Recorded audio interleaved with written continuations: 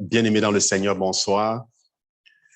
Que le Seigneur nous bénisse et je voudrais nous souhaiter à tous la bienvenue dans la présence du Seigneur. Où que nous soyons, le Seigneur est omniprésent, il est partout et au même instant. Je voudrais tout simplement que tu te connectes une fois de plus à la grâce de Dieu par rapport à ce moment, par rapport au plan, au projet qu'il a pour nous en ce moment précieux. Alors, la semaine passée, nous avions parlé de la fête du jour d'expiation. Alors, je voudrais continuer avec cet enseignement, toujours dans le cadre de notre formation portant sur la fin des temps. Alors, juste un petit rappel de quelques mots qui vont nous aider, peut-être pour ceux qui nous suivent nouvellement. Quand nous allons lorsque nous allons les utiliser, que vous ne vous perdez pas. Donc, lorsqu'on parle de espier, alors espier signifie, selon le dictionnaire hébreu, apaiser. Espier veut dire pardonner, pacifier, réconcilier. C'est ça, espier. Et lorsqu'on parle du mot propitiatoire, alors, le mot propitiatoire, nous l'avions vu, devrait être traduit par trône miséricordieux. Donc, à chaque fois qu'on va parler du propitiatoire, alors que je vais utiliser le terme propitiatoire, comprenez tout simplement que c'est le trône miséricordieux de l'Éternel. Amen. Alors, nous avons parlé de l'importance de cette fête d'expiation. Et nous avons justement touché les deux aspects du péché. Le premier aspect, nous avons parlé de la punition parce qu'en fait, le jour d'expiation était donné pour traiter avec justement ces deux aspects du péché. Et le premier aspect, c'est le châtiment ou la punition qui doit être satisfait. Et deuxièmement, nous devons aussi adresser la culpabilité et le souvenir. Et concernant la punition pour le péché est très claire. Nous avons vu dans Ézéchiel, chapitre 18, le verset 20, qui nous dit clairement que l'âme qui pêche, en fait, c'est l'âme qui mourra. Et Dieu a dit à Adam, nous l'avons vu dans Genèse chapitre 2, verset 17, mais tu ne mangeras pas de l'arbre de la connaissance du bien et du mal, car le jour que tu en mangeras, alors tu mourras. Et nous le voyons clairement dans Romains chapitre 6, le verset 23. Le Nouveau Testament affirme ceci, car le salaire du péché, c'est la mort. Le salaire du péché, c'est la mort. Alors, il fallait tout simplement payer cette dette. Il fallait payer cette dette. Alors, le jour d'expiation, nous avons vu que le souverain sacrificateur devait d'abord offrir un taureau, d'abord pour ses propres péchés, pour la sanctification de ses propres péchés. Alors, pour le péché, pour le peuple, il devait prendre 2 boucs. Alors, le premier bouc, nous avons vu que le sang, il devait être qu'il devait égorger le bouc et le sang devait être aspergé en fait sur l'autel. Alors, ce sang en fait était tout simplement la preuve que Dieu exigeait, montrant que la punition pour le péché avait été satisfaite. C'est tout. C'est tout ce que ça prenait. Et lorsqu'on parle de la culpabilité et le souvenir, ça c'est le second aspect de la fête. Alors, nous avons besoin, n'est-ce pas, que ce miracle, nous avons besoin, lorsque nous confessons nos péchés, d'être libérés de ce sentiment de culpabilité, de se libérer de ce sentiment, de ce souvenir. Alors, c'est d'ailleurs pourquoi le deuxième bouc, en fait, était destiné, parce qu'il y avait 2 boucs le jour d'expiation, le second bouc, nous avons dit que Aaron devait prier, mettre la main sur le bouc, prier, et ainsi le bouc allait, n'est-ce pas, on allait renvoyer le bouc dans le désert. Ainsi, il devait s'en aller avec le souvenir et la culpabilité du péché. Alors, nous avons dit, et c'est là que nous sommes arrêtés, que Jésus devient l'accomplissement. Alors, nous avions dit que Dieu s'est servi de 3 leçons objectives pour illustrer son plan important pour l'expiation. Alors, le premier, c'est quoi? Le premier, c'est Aaron. Aaron, le souverain sacrificateur. Le deuxième, n'est-ce pas, c'est le taureau qui donnait son sang pour payer la peine pour le péché. Et troisième, nous avons parlé de Azazel, hein? Le bouc, n'est-ce pas, qui portait avec lui nos péchés dans le désert pour les effacer de notre mémoire. C'est très important. Il portait avec lui, c'était en fait une action prophétique. Donc, ce bouc portait avec lui nos péchés dans le désert pour les effacer dans nos mémoires afin que nous soyons libérés d'un quelconque sentiment de culpabilité. Alors, dans l'Ancien Testament, on ne pouvait pas entrer dans le Saint des Saints, nous l'avons vu. Donc, c'était un endroit réservé uniquement aux souverains sacrificateurs. Et seul avait accès une seule fois par an. Une seule fois par an. Mais nous avons vu que cette barrière a été brisée. Le voile a été enlevé. Dans Marc chapitre 15, verset 37, lorsque Jésus, sur la croix, hein, la Bible dit, ayant poussé un grand cri, expira, le voile du temple se déchira en deux, depuis le haut jusqu'en bas. Alors, nous avions clairement dit que ce voile était très épais et il cachait en fait le Saint des Saints. Il séparait le lieu saint de l'endroit qui était le plus saint. Est-ce que vous comprenez? Donc, ce voile était comme une barrière qui empêchait les gens d'avoir accès au trône de grâce de Dieu. Donc, seul le souverain sacrificateur avait accès, et ceci une seule fois par an. En dehors du souverain sacrificateur, quiconque s'hasardait dans le Saint des Saints trouvait la mort. Il devait mourir, il devait être frappé, il devait mourir. Alors, quand ce voile se déchira depuis le haut jusqu'en bas, alors Dieu confirmait d'une manière miraculeuse que le monde était entré dans une nouvelle dispensation. Oui, bien-aimés, nous sommes dans une nouvelle dispensation. Alors maintenant, le trône du jugement devenait un trône de miséricorde parce qu'il avait été recouvert par le sang de l'agneau, le sang de Jésus. Il est allé non seulement comme étant souverain sacrificateur, mais étant lui-même comme étant le sacrifice. C'est son sang qu'il a aspergé sur le propitiatoire. C'est son sang qu'il a aspergé sur l'autel. C'est son sang qu'il a présenté à Dieu. C'est très important. Alors, bien aimé, une chambre voilée qui était un lieu de mort pour tous ceux qui y entraient, mais excepté, comme on l'a dit, le souverain sacrificateur qui venait avec du sang une seule fois par année. Ce lieu était maintenant devenu un lieu libre où, n'est-ce pas, la vie et la bénédiction attendaient tous ceux qui acceptaient Jésus tout simplement comme le maître et comme le Seigneur. Et c'est justement à cet effet que l'invitation est publiée dans Hébreu, puisque le voile a été déchiré. Alléluia. Puisque la barrière a été détruite.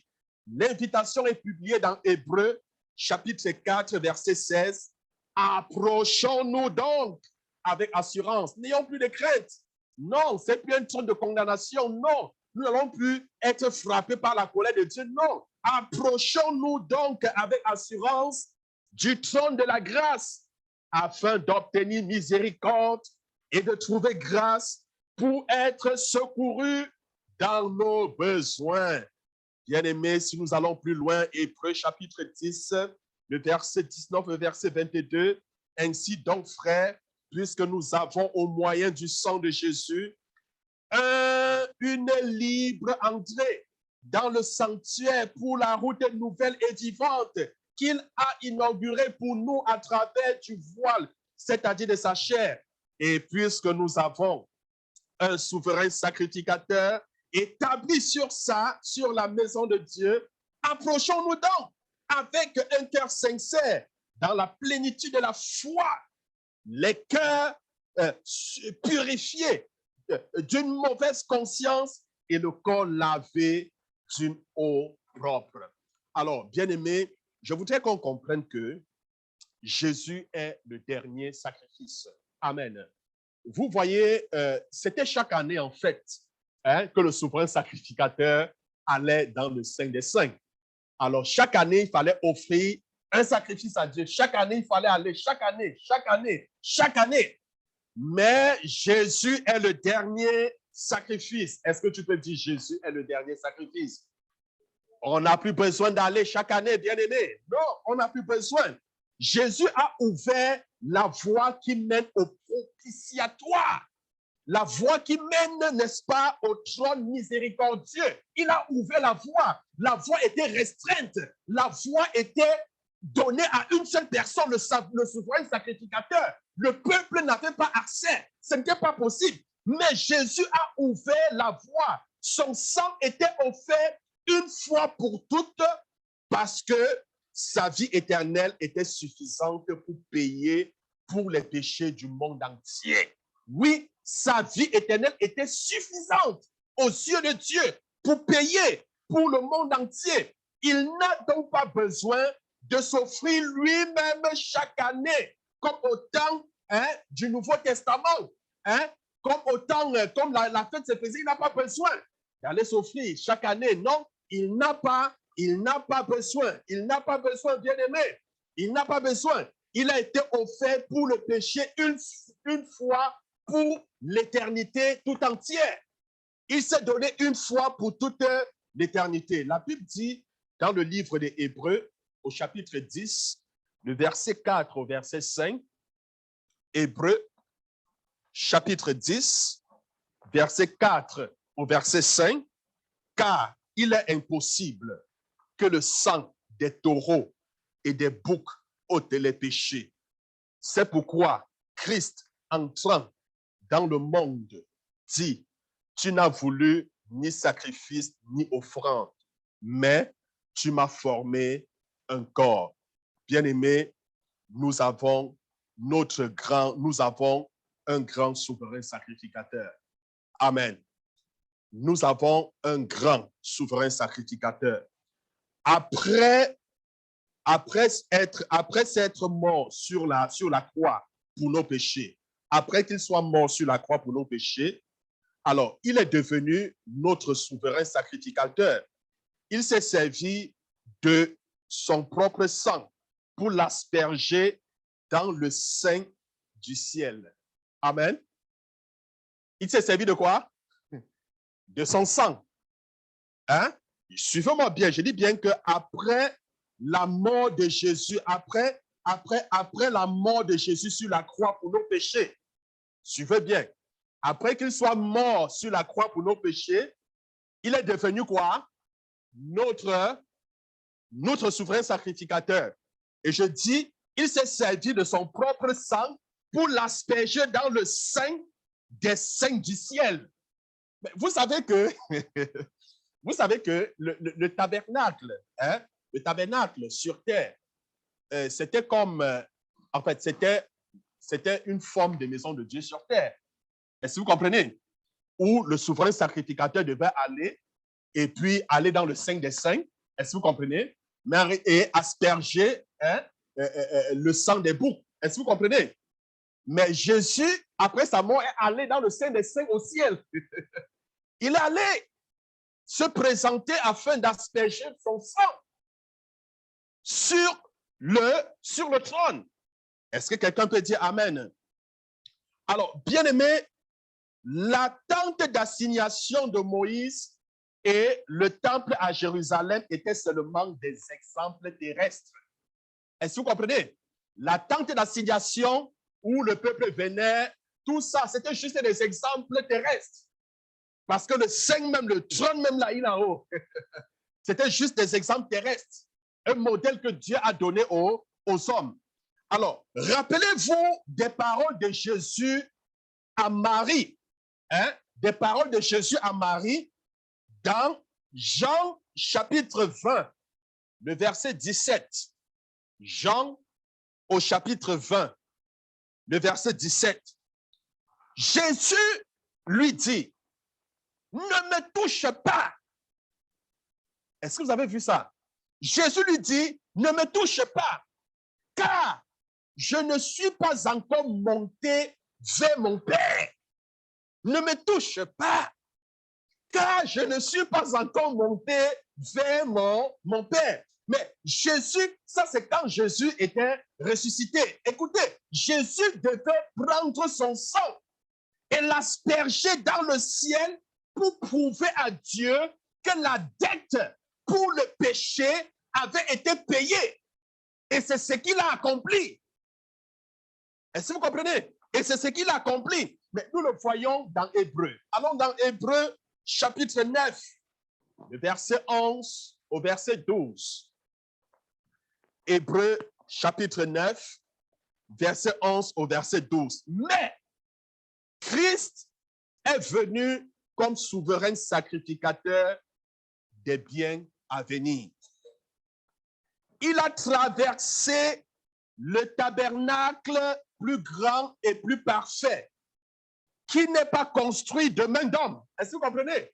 Parce que le tabernacle où les souverains sacrificateurs allaient, c'était humain. C'était construit, le modèle était donné à Moïse, c'était construit. Mais on ne parle pas de ce tabernacle construit par les mêmes hommes. Mais on parle du tabernacle au ciel. Est-ce que quelqu'un comprend? Alors, la Bible donc dit que il a donc traversé, il a traversé le tabernacle plus grand et plus parfait qui n'a pas construit de main d'homme, c'est-à-dire qui n'est pas de cette création, qui n'est pas de cette création. Et il est entré une fois pour toutes dans le lieu très saint, non avec le sang des boucs et des veaux, mais avec son propre sang, ayant obtenu une rédemption éternelle, Et dans Romains chapitre 3, le verset 25, Romains chapitre 3, verset 25, la Bible dit, c'est lui que Dieu a destiné par son sang à être pour ceux qui croiraient victime propitiatoire afin de montrer sa justice parce qu'il avait laissé impunis les péchés commis auparavant.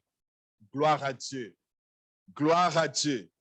Alors, bien-aimés, lorsqu'on parle donc de l'expiation, de la fête d'expiation, je voudrais qu'on comprenne donc que Jésus est allé au tabernacle, le Saint des Saints qui est au ciel. Ce lieu qui n'existait pas sur la terre, dans la création. Non, non, non. Il est allé là. Il n'est pas allé avec le sang des boucs. Il n'est pas allé avec le sang des taureaux. Non, il est allé avec son propre sang une fois pour toutes. Un sang éternel.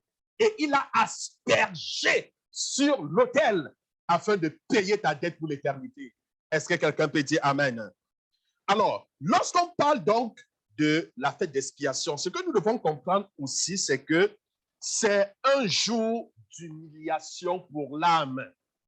C'est un jour où tu humilies ton âme. C'est un jour où le peuple d'Israël devait humilier son âme.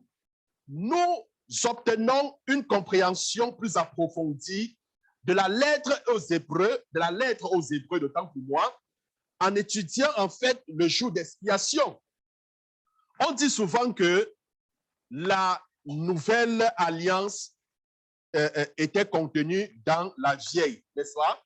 On dit que la nouvelle alliance était contenue dans la vieille et que la vieille alliance est expliquée dans la nouvelle alliance. Mais il y a un autre aspect du jour d'expiation qui est très important dans la vie de chaque croyant et dans l'Église entière. Alors, bien aimé, les derniers jours de l'histoire humaine avant le retour de Jésus-Christ deviennent de plus en plus difficiles. Hein? Ça devient de plus en plus difficile. Et on a parlé des temps difficiles. Et ceci était prédit par les paroles adressées concernant le jour d'expiation même.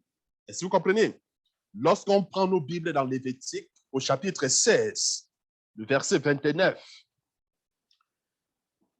Lévitique chapitre 16, verset 29, c'est ici pour vous une loi perpétuelle. Au 7e mois, le 7e jour du mois, vous humilierez vos âmes.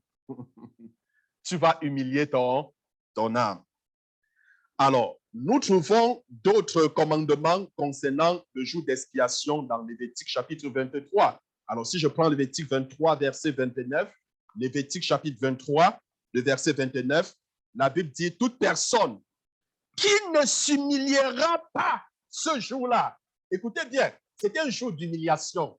Et la Bible dit que toute personne qui ne s'humiliera pas ce jour-là sera retranchée de son peuple. Il sera chassé du peuple. Est-ce que vous comprenez?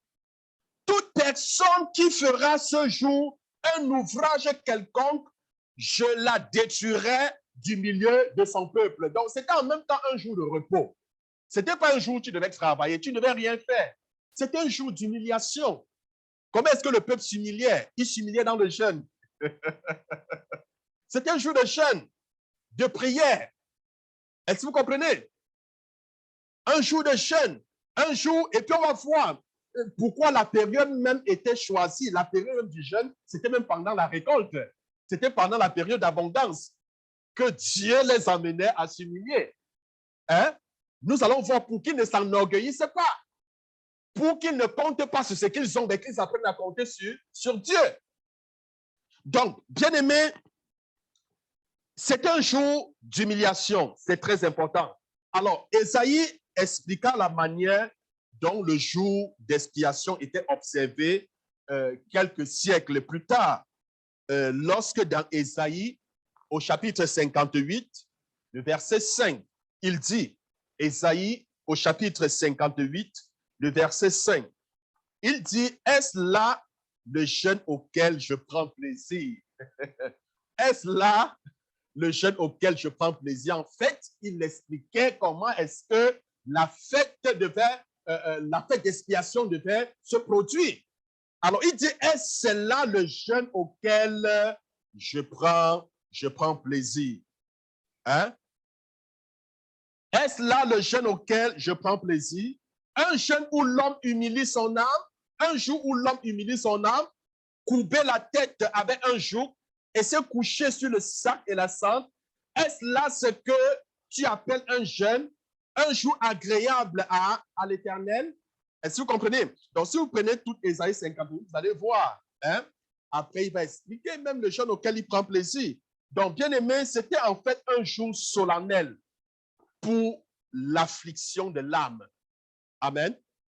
C'est un jour solennel pour l'affliction de l'âme.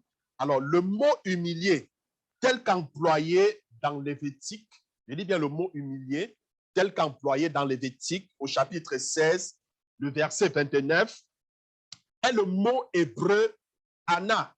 Anna, c'est A-N-A-H. A-N-A-H. Qui exprime en fait l'idée d'avoir la tête courbée. D'autres interprétations suggèrent l'abus personnel. Ça, c'est d'autres interprétations. L'humilité et le châtiment personnel. Mais ce n'était pas de cela dont il était question. Amen. Alors, c'est un jour également qui montrait, qui exprimait, je veux dire, le retour de la santé spirituelle. Amen. Lorsqu'on parle de la fête d'expiation, cela exprime aussi le retour de la santé spirituelle. Alors, pourquoi Dieu demande-t-il un tel moment de tristesse au cœur de la saison estivale et de la moisson? Parce que c'était pendant la période de moisson. Il dit aux gens, humiliez-vous. Hein? Donc, c'est un moment où tu ne travailles pas, tu dois être dans le jeûne. Hein? Même si tu as quelque chose, tu dois partager avec quelqu'un. Est-ce que vous comprenez? Donc, c'était vraiment un moment où tu t'assois et puis tu pries, tu cherches la face du Seigneur. Mais pourquoi? Pourquoi la question, c'est pourquoi Dieu demandait-il un tel moment de tristesse au cœur de cette saison justement estivale, de cette période de la moisson. Alors, il faut se souvenir que c'était la saison de la dernière, je dis bien la saison de la dernière récolte, quand les anciens possédaient le plus d'argent, hein, lorsque les gens avec beaucoup de nourriture, beaucoup de vin, les gens avec beaucoup de possessions matérielles. Et au milieu de telles bénédictions, au milieu d'une telle abondance, hein, et d'une telle prospérité, alors il était facile d'oublier Dieu et de penser qu'on peut tout simplement satisfaire à tous nos besoins. Est-ce que vous comprenez? Parce qu'au milieu d'une telle abondance, alors le peuple pouvait penser que, ben voilà, on n'a plus besoin de Dieu. On peut nous-mêmes pouvoir à nos propres besoins. Hein? Un peu comme cet ouvrier qui, cette année, avait beaucoup amassé. Hein? Alors, il s'est assis, il a croisé les bras. Mon âme, réjouis-toi, parce que la moisson était tellement grande, il a dû détruire le grenier pour en construire un plus grand, parce que l'ancien grenier ne pouvait pas contenir toute la moisson. Alors, après avoir moissonné, il a croisé les bras. Mon âme, réjouis-toi, parce que tu as de quoi manger pendant plusieurs années et sans toutefois travailler. Et Dieu l'a réprimé en lui disant, oh, insensé, tu n'as pas su hein, qu'en te donnant plus cette année, mais c'était pour que tu soutiennes ceux-là qui sont dans le besoin. OK, je vais prendre ton âme ce soir et je verrai ce qu'il en sera, n'est-ce pas, des biens que tu as amassés. Alors le même soir, son âme, lui, a été enlevée. Il est mort le même soir. Est-ce que vous comprenez? Donc, bien aimé, on parle ici d'un retour à la santé spirituelle. Donc, comme je disais, au milieu de toute cette bénédiction, de toute cette abondance, hein, alors le peuple pouvait penser qu'il pouvait satisfaire de lui-même ses besoins. Alors, une telle attitude est très dangereuse. Est-ce que vous comprenez? Penser qu'on peut faire sans Dieu, penser qu'on peut s'épanouir sans Dieu, penser que nous pouvons nous-mêmes hein, pouvoir à nos propres besoins. C'est un piège. Est-ce que vous comprenez? Donc, ça détruit notre dépendance vis-à-vis de Dieu. Or, en tant qu'enfant de Dieu, nous devons toujours dépendre de Dieu. C'est comme tout simplement la branche qui doit toujours être accrochée à l'arbre.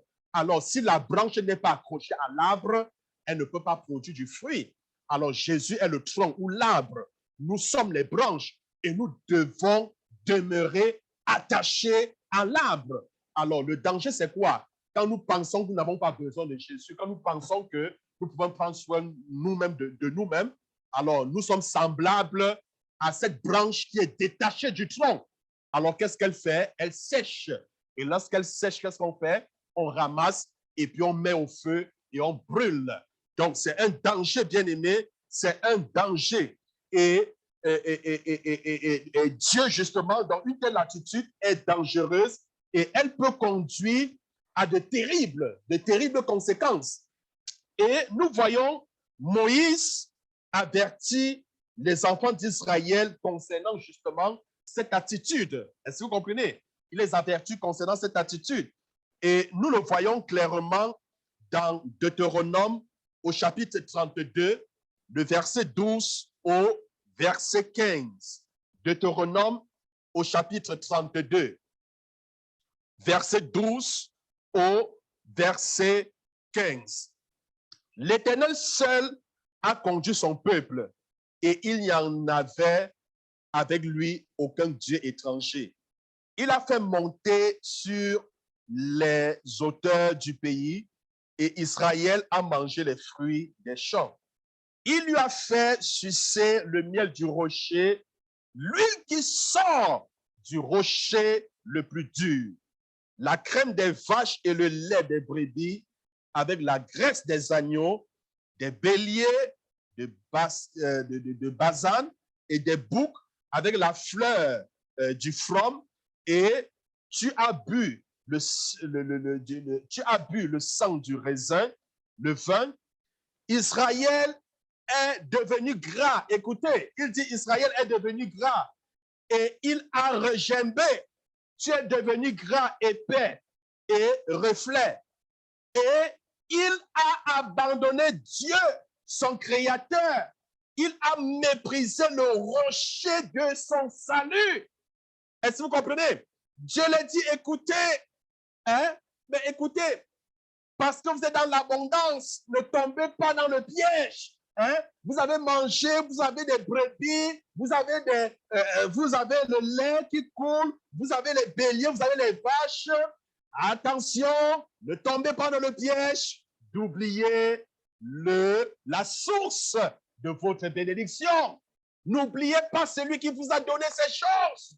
N'oubliez pas celui qui vous a fait sortir de l'Égypte. N'oubliez pas celui qui vous a conduit dans cette terre où coule le lait et le miel. La Bible déclare la bénédiction, c'est la bénédiction de l'Éternel qui enrichit. L'effort n'y est pour rien. L'effort n'y est pour rien. C'est pas parce que tu as trop travaillé. C'est pas parce que tu es tellement intelligent. Non. N'oublie pas. La Bible dit un homme ne peut recevoir que ce qui lui a été donné du ciel.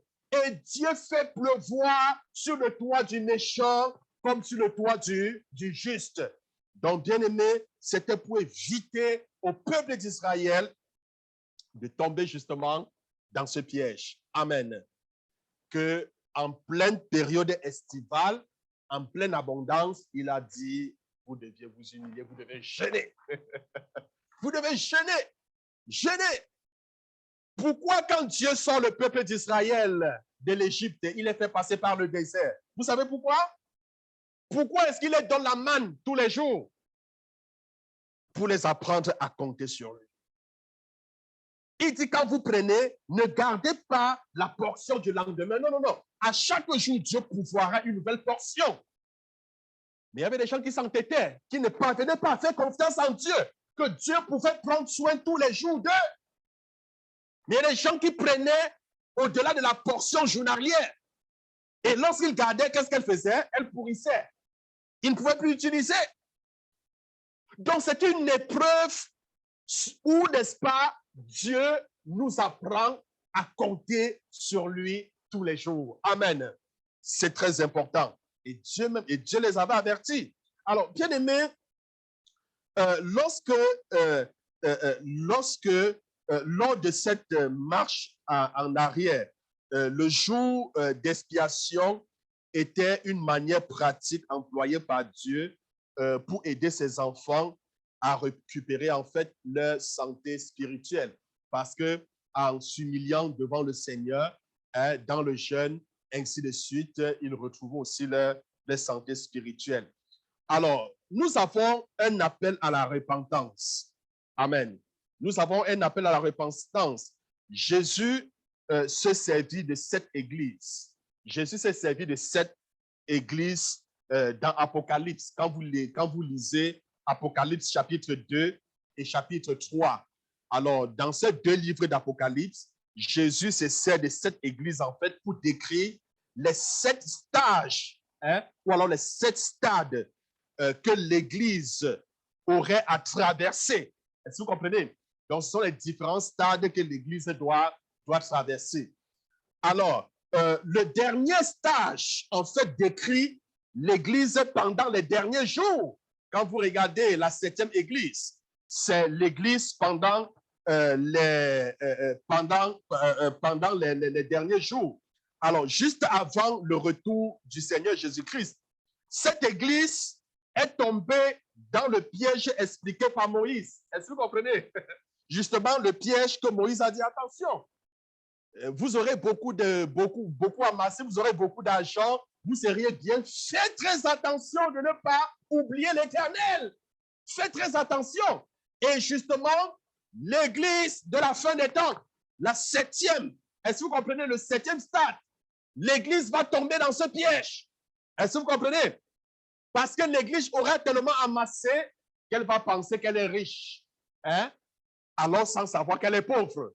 Elle va penser que elle peut tout acquérir sans savoir qu'en réalité, elle n'a rien. Alors, bien aimé, elle avait prospéré, mais elle s'était éloignée de Dieu. C'était une église, ça serait une église prospère, mais qui s'est éloignée de Dieu.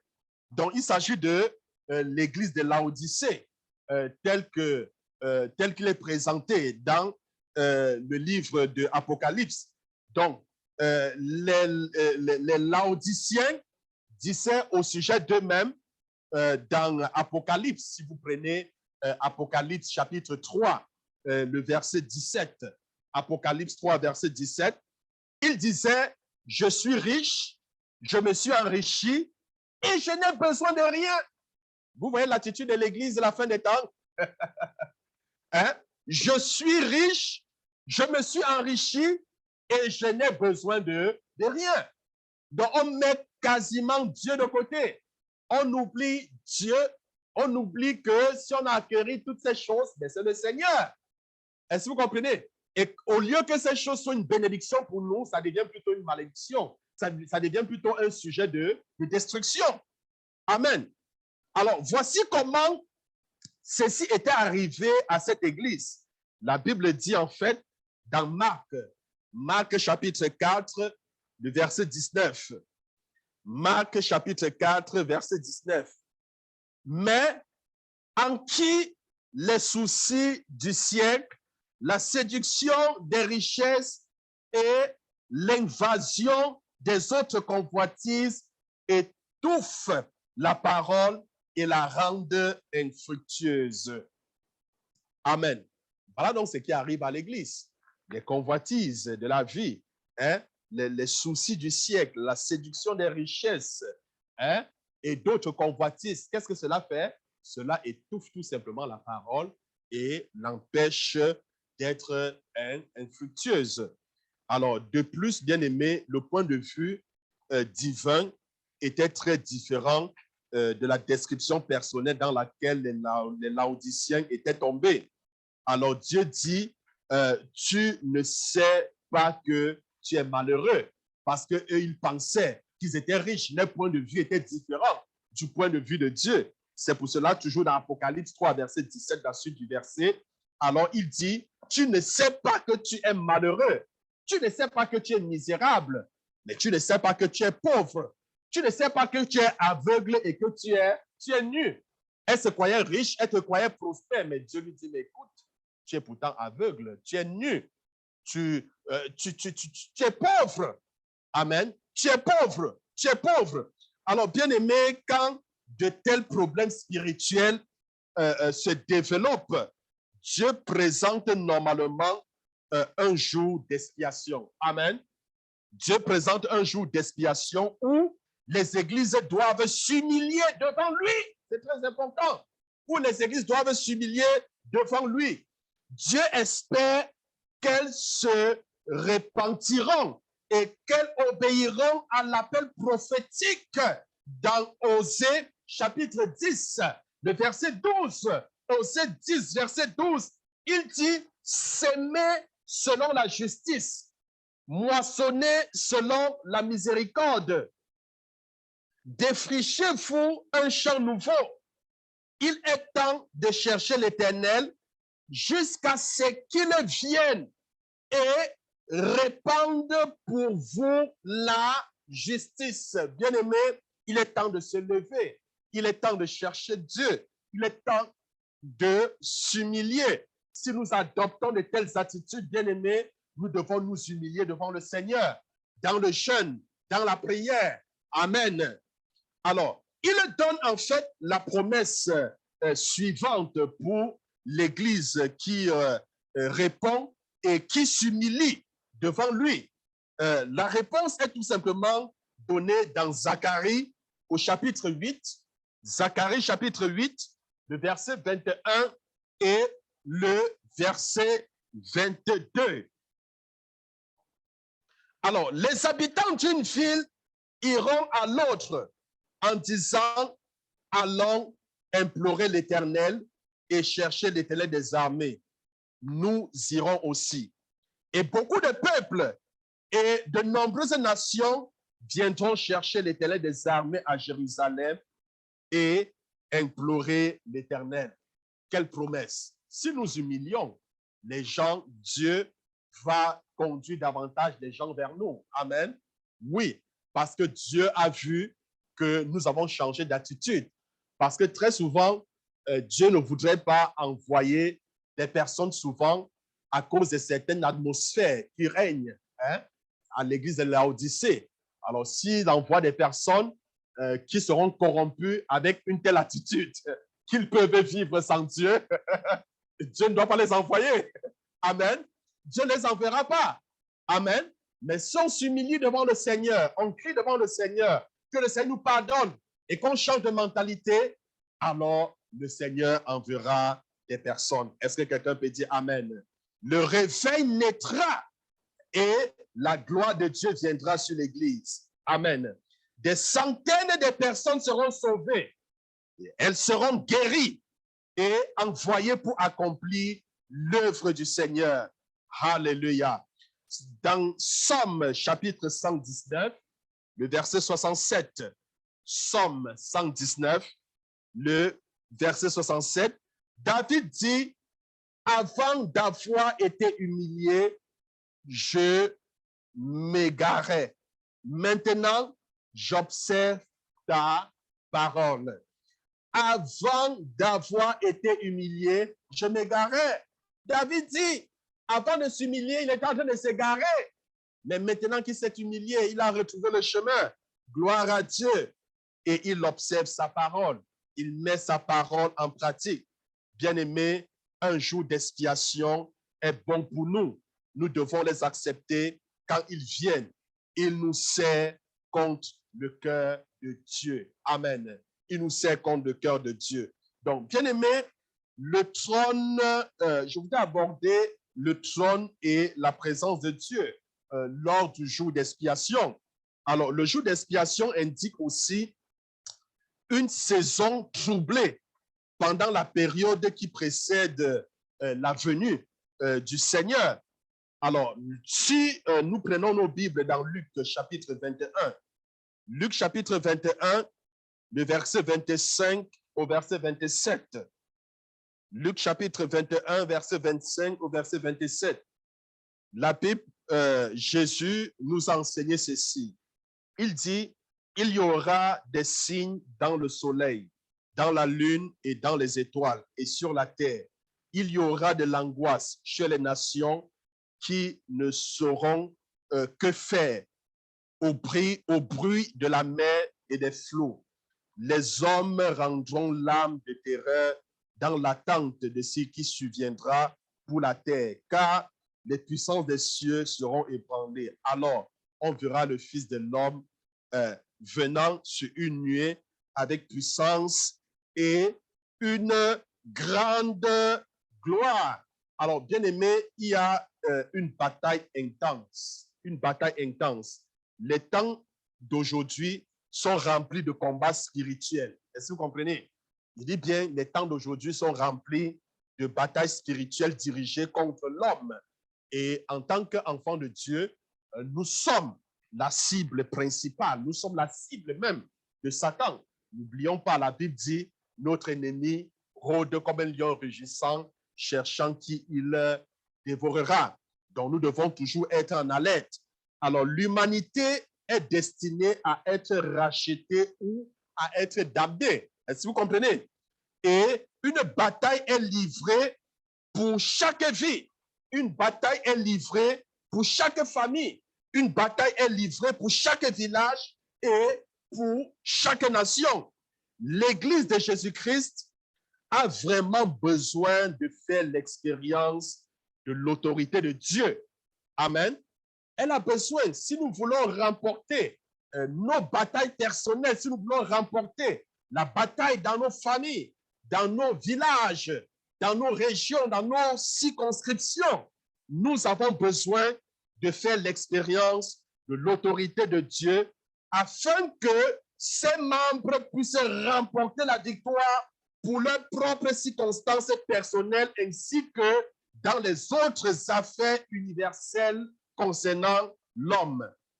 Chaque croyant désire pouvoir adresser ses problèmes avec l'autorité de Jésus. Nous n'avons pas besoin seulement de l'autorité, mais aussi de la profonde sagesse de Dieu. Nous devons comprendre nos propres circonstances et ensuite recevoir l'autorité. Souvenez-vous, la Bible dit dans Jean chapitre 1, verset 12, « Mais à tous ceux qui l'ont reçu, à tous ceux qui croient en son nom, alors elle leur a donné le pouvoir de devenir enfants de Dieu. » Et dans Luc chapitre 10, verset 19, la Bible dit, « Je vous ai donné le pouvoir de marcher sur les serpents, de marcher sur les scorpions et sur toute la puissance de l'ennemi, et rien ne pourra vous nuire. » Bien-aimés, l'accès au trône et à la présence de Dieu est la chose dont nous avons besoin. Amen. Et aujourd'hui, nous avons accès au trône de grâce. Et la Bible dit, approchons-nous donc avec assurance devant le trône de grâce. Quand nous approchons, nous sommes fortifiés par Dieu. Amen. Nous sommes remplis par Dieu. Nous sommes revêtus par Dieu. Nous recevons, n'est-ce pas, la grâce de Dieu. Amen. Donc, bien-aimés, approchons-nous avec assurance, parce que le trône de miséricorde contient la sagesse. Le trône de miséricorde contient l'autorité dont nous avons besoin, car Christ est assis à cet endroit. Est-ce que quelqu'un comprend cela? Christ est assis à cet endroit. Et la Bible nous interpelle de faire quoi? De nous approcher. Approchons-nous du trône de grâce. Approchons-nous. Il contient l'autorité dont nous avons besoin. Il contient la sagesse dont nous avons besoin. Ce trône contient la puissance dont nous avons besoin. Pourquoi? Parce que Christ est assis à cet endroit. Christ règne sur ce trône. Est-ce que quelqu'un peut dire Christ règne sur ce trône? Est-ce que tu peux dire Christ règne sur ce trône? Bien-aimés, si nous pouvons faire l'expérience de sa présence dans nos vies, nous recevrons l'autorité et la sagesse. Et nous sommes appelés à régner avec Christ. Dis à quelqu'un, tu es appelé à régner avec Christ. Mais oui, la Bible nous fait comprendre dans Éphésiens chapitre 4, Éphésiens 4, verset 10, nous enseigne que nous avons été ressuscités avec Christ et placés sur le trône avec lui dans le ciel. Est-ce que vous comprenez? La Bible dit, quand Christ est ressuscité, nous avons été ressuscités avec lui. Il est monté au ciel, mais nous sommes montés. Il est sur le trône et nous sommes avec lui. Est-ce que quelqu'un comprend cela? Tu ne me comprends pas encore, sinon tu aurais dit un grand Amen. Alors, bien-aimé, écoute-moi très bien. Je dis donc ceci, Éphésiens 4, verset 10, nous enseigne que nous avons été ressuscités avec Christ et placés sur le trône avec lui dans le ciel. Est-ce que vous comprenez? La Bible dit, mais il est assis sur le trône à la droite du Père, au-dessus de toute autorité, au-dessus de toute domination, au-dessus de toute puissance. Et la Bible dit que nous sommes assis dans les lieux célestes, avec Jésus-Christ. Ça veut dire que spirituellement, si Jésus est au-dessus de toute autorité, au-dessus de toute puissance, ça veut dire que nous aussi, puisque nous régnons avec lui dans les lieux célestes, ça veut dire que nous sommes au-dessus de toute autorité. Ça veut dire que nous sommes au-dessus de toute puissance. Ça veut dire que nous sommes au-dessus de tout. Est-ce que quelqu'un peut dire Amen ce soir? Je ne comprends pas ton Amen depuis ta maison. Gloire à Dieu. Donc, bien-aimés, nous sommes au-dessus. Nous sommes au-dessus. Donc, ce passage, bien-aimé, accentue que le privilège important fut accordé par la grâce et la miséricorde de Dieu. La miséricorde de Dieu n'est pas simplement, je vais dire, une simple pitié sentimentale. Est-ce que vous comprenez? La miséricorde de Dieu n'est pas une simple pitié sentimentale. Nous recevons la miséricorde de Dieu parce que le sang de Jésus fut versé pour nous à un grand prix. Et aujourd'hui, il plaide notre cause devant le trône. Amen. Il plaide notre cause devant le trône. Dans Éphésiens 2, Paul nous enseigne également que nous avons un très grand privilège, celui d'être sur le trône avec Christ. Amen. Nous avons un grand privilège, celui d'être sur le trône avec Christ. Dieu désire que nous croyions de tout notre cœur l'exactitude de ce mystère, de cette parole, de cette leçon. Il désire que le Saint-Esprit nous explique cette grande réalité. Est-ce que quelqu'un me comprend? Christ est mort, nous sommes morts avec lui. Il est ressuscité, nous sommes ressuscités. Il est allé au ciel, il est assis à la droite et nous sommes avec lui, nous régnons avec lui. Est-ce que quelqu'un comprend? Il est assis, il est au-dessus de tout pouvoir. C'est la raison pour laquelle dans Luc chapitre 10, verset 19, il a dit, je vous ai donné quoi? Le pouvoir de marcher sur les serpents, sur les scorpions, sur toute la puissance de l'ennemi. Dans Matthieu, il a dit, je vous ai donné, écoutez, je vous ai donné les clés du royaume des cieux. Tout ce que vous allez lier ou délier sur terre, même au ciel, il en sera ainsi. Donc, tout ce que tu déclares sur la terre, même au ciel, le ciel va entendre. Amen. Tout ce que tu révoques sur la terre, même au ciel, il sera révoqué. Tout ce que tu délies sur la terre, même au ciel, il sera délié. Donc, bien-aimés, il faut se souvenir que le jour d'expiation était le jour de repos, le plus saint pour Israël. Aucun travail ne devait être accompli lors du jour d'expiation. Aucun travail. Aucun. Il faut comprendre que nous n'avons pas accès à ce lieu d'autorité et de sagesse à travers nos propres œuvres ou de nos qualifications personnelles. Nous entrons dans ce lieu par la grâce de Dieu qui est capable de nous atteindre parce que Jésus-Christ a présenté son sang pour nos péchés. Son sang, sans ce sang, sans le sang de Jésus, mais nous serions hors de l'atteinte de la grâce de Dieu, bannis du Saint des Saints. Sans la grâce de Dieu, sans son sang, sans le sacrifice qu'il avait fait, nous n'aurions jamais accès au trône de grâce, au trône de miséricorde. Non, on n'aura jamais, on ne devait jamais avoir accès. Jamais. Nous sommes invités donc à entrer avec notre sainteté. Amen. Nous sommes invités à entrer avec notre sainteté. Donc, la vision que nous recevons vis-à-vis nos circonstances est entièrement différente devant le trône de Dieu. C'est de cette position que nous pouvons regarder nos problèmes et nos épreuves avec foi et assurance.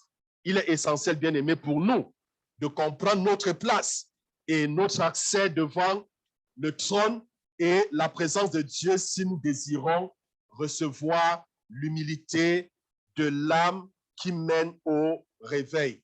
Alors, pour chuter, nous devons chercher le Seigneur. Amen. Nous devons chercher le Seigneur. Si vous croyez que vous êtes au sein d'une terre altérée, si vous croyez que vous êtes au sein d'une terre sèche, cherchez le Seigneur. Observez un jour d'expiation et vous verrez qu'il accomplira sa parole et ses promesses. La Bible dit dans le livre de Somme, là je suis en train de chuter, Somme au chapitre 126, le verset 5, Somme 126, verset 5, ceux qui sèment avec l'âme moissonnent avec chant d'allégresse. Ceux qui sèment avec quoi? Les larmes. Moissonnent avec quoi? Chant d'allégresse. Bien-aimés, apprenons à observer l'expiation. Prends souvent des temps d'humiliation. Amen. Des temps de jeûne. Assieds-toi. Couche-toi devant le Seigneur dans ta chambre. Allonge-toi. Pleure devant le Seigneur. Gloire à Dieu. Tu es en train de s'aimer en larmes, mais tu récolteras en chant d'allégresse. Est-ce que quelqu'un comprend cela? La Bible dit dans Somme 126, le verset 6. Somme 126, verset 6. Celui qui marche en pleurant, quand il porte la semence, revient avec allégresse. quand il portait ses gerbes. Amen. Donc, bien aimé, je n'ai jamais vu quelqu'un s'approcher de Dieu et être indifférent. Lui-même, il a dit, si vous me cherchez, je me laisserai trouver. Si vous me cherchez de tout votre cœur. Comment est-ce qu'on cherche le Seigneur? Comment est-ce qu'on s'humilie? Mais c'est dans le jeûne, dans la prière. Amen. Apprenons à avoir des temps de jeûne. C'est très important. Apprenons, c'est très, très important. Parce qu'il y a des gens, tu as fait 1 an dans la foi, 2 ans dans la foi, 3 ans, 4 ans, 5 ans. Tu n'as jamais jeûné, même pas une seule fois. Jamais. Et d'ailleurs, le jeûne avant tout, d'abord, humilie notre âme devant le Seigneur. Ne l'oublions pas. Et n'oublions pas également qu'il y a des problèmes qui ne peuvent être résolus que par le jeûne et la prière. Alors, bien aimé, si je prends également Ésaïe 44, Ésaïe 44, verset 3, « Car je répandrai des eaux sur le sol altéré et des ruisseaux sur la terre desséchée.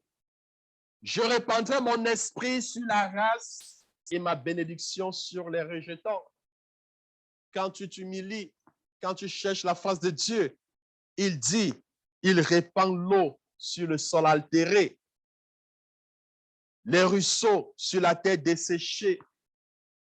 Il va faire pousser de l'herbe dans le désert. Amen. Oui, oui, il va arroser ta vie. Il va arroser. Bien-aimé, si je prends également ma Bible, dans Ésaïe 55, le verset 6, la Bible dit, Ésaïe 55, le verset 6, « Cherchez l'Éternel pendant qu'il se trouve. Invoquez-le tandis qu'il est prêt. Cherchez l'Éternel pendant qu'il se trouve. » La Bible dit dans Matthieu 7, le verset 7 au verset 8, « Demandez, l'on vous donnera. Cherchez, vous trouverez. Frappez, l'on vous ouvrira. » Le verset 8 dit, « Celui qui demande reçoit, celui qui cherche trouve, et l'on ouvre à celui qui frappe. » Il dit, « Si tu me cherches, dit l'Éternel, je me laisserai trouver. Si tu me cherches de tout ton cœur. » Est-ce que tu cherches l'Éternel de tout ton cœur? Non, Dieu n'a pas vu la détermination dans ta recherche. Parce que si tu t'enfermes dans ta chambre, comme Jacob, tu dis, « Seigneur, si tu ne me visites pas, je ne te laisserai pas. Si tu ne me bénis pas, je ne te laisserai pas. » Nous n'avons pas de telles attitudes, bien-aimés. Tu t'enfermes, tu dis, « Seigneur, aujourd'hui, tu pries le Seigneur, tu te prives de nourriture, tu te prives d'eau, tu te couches au sol dans ta chambre, tu pleures à Dieu. » Ah, lorsque tu vas récolter, tu as sémé les larmes, mais tu récolteras la joie. Alléluia. Parce que quand le Seigneur va commencer à te bénir, ça sera extraordinaire. Bien-aimé, l'avant-dernier verset, Jérémie chapitre 29, le verset 13. Jérémie chapitre 29, verset 13. « Vous me chercherez et vous me trouverez si vous me cherchez de tout votre cœur. » C'est ce que le Seigneur dit. Il dit, mais écoute, si tu me cherches, tu vas me trouver. Si tu me cherches de tout ton cœur, de tout ton cœur. Est-ce que tu es sincère quand tu cherches le Seigneur? Le jeûne nous humilie et nous approche davantage du Seigneur. Je te mets au défi, toi qui n'as pas l'habitude de jeûner, commence à jeûner. Commence à jeûner. Si tu ne peux pas jeûner du matin à 17h ou alors tu peux pas prendre un jeûne à sec, comme on dit jeûne d'externe, commence d'abord un jeûne du matin à midi. Hein? Et puis l'essentiel, enferme-toi, sois dans la présence du Seigneur. Tu vas voir. Tu vas voir. Le Seigneur va te donner la grâce après de tenir même jusqu'à 17h. Après, le Seigneur va te donner la grâce de faire les 3 jours sans manger. Oui, le Seigneur va t'accorder la grâce. Mais il y a certains jeûnes que pour le faire, il faut que le Seigneur te parle. D'accord? Voilà. Ne pas dire que tu fais 40 jours de jeûne comme Jésus a fait 40 jours, Moïse a allé 40 jours. Hein? tu vas finir ce genre de jeûne avant même de finir. Je pense que tu vas finir dans la tombe. Amen. Mais le jeûne est important, très, très, très important. Alors, bien-aimé, il dit, si tu me cherches, alors tu me trouves, si tu me cherches de tout ton cœur. Alors, je vais finir avec Sophonie, chapitre 2, verset 3. Sophonie 2, verset 3. La Bible dit, cherchez l'Éternel, vous tous humbles du pays, qui pratiquez ses ordonnances. Recherchez la justice, recherchez l'humilité. Peut-être serez-vous épargnés au jour de la colère de l'Éternel. Bien-aimés, que le Seigneur vous bénisse. Amen. Nous nous donnons rendez-vous lundi prochain à la même heure, 19h30. Que le Seigneur vous comble, que le Seigneur vous bénisse. Je ne sais pas si le pasteur a quelque chose à dire. Je laisse la parole au pasteur. Non, c'est bon pour moi. Merci beaucoup, pasteur Corneille. Amen. Amen. Alors, je nous souhaite à tous